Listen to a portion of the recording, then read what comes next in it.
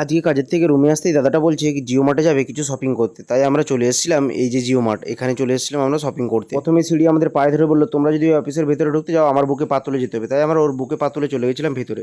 আর ভেতরে ঢুকতে সবার আগে বিস্কুটগুলো আমাদের চোখে পড়লো, আর তার বিস্কুটগুলো সবাই নাড়াচাড়া করে দেখলাম, আর দেখার পরে সবাই একটা কথা ভাবলাম যে বিস্কুট খেতে না পারলেও গায়ে মেখে বসে থাকবো মোটামুটি। আর এই যে পারলে যে বিস্কুটের যে ছোট বাচ্চাটা ছিল কান্নাকাটি করছিল, বলছে দাদা আমি তোমাদের সাথে যাবো, তাই আমি ওকে কোলে তুলে নিয়েছিলাম। আর ওই বাচ্চা ছেলেটি কোলে ছিল, তারপরে দাদা এখানে চলে এলো 1 কেজি ডাল নিতে, বলছে বাচ্চা ছেলেটি খাবে তাই ওর জন্য 1 কেজি ডাল নিয়ে নিলাম। আর তারপরে বাচ্চা ছেলেটি সোয়াবিন খেতে ভালোবাসে তাই ওর জন্য 1 প্যাকেট সোয়াবিন নিয়ে নিলাম। আর ওখানে শপিং করতে করতে বাচ্চা ছেলেটি বড় হয়ে আমাদের কোল থেকে নেমে এখানে চিনি মাপছে। তারপর হঠাৎ এই দাদাটার সাথে দেখা, এই দাদাটাকে বলছি যে দাদা তুমি এখানে কি করছো, বলছে আমি এখানে দুধু মাপছি, এখানে যা যত দুধু লাগে আমি এখানে সার্ভ করে থাকি। আর তারপর ওখানে দাঁড়িয়ে একটু পেছনে ঘাড় করতেই দেখছি এখানে অনেক বড় সবজি মার্কেট। আর ওই সবজি মার্কেটের ভেতরে ঢুকলাম, ওখানে দামগুলো এতটা বেশি ছিল মনে হচ্ছে আমরা চায়নাতে চলে এসেছি। আর তাই আমরা ওখানে এক মুহূর্ত না দাঁড়িয়ে চলে এলাম ওখান থেকে একদম বিল পে অফিসে। আর ওখানে আসার সাথে সাথে আমাদের বলার আগে ওই দাদাটা আমাদের হাত থেকে জিনিস ছাড়িয়ে ও বিল করা শুরু করে দিল। সত্যি কথা বলতে আজকে গরমের তাপটা একটু বেশি ছিল, তাই আমরা ওখানে জিনিস নেওয়ার উদ্দেশ্যে যাইনি, ওখানে গেছিলাম এসির হাওয়া খেতে।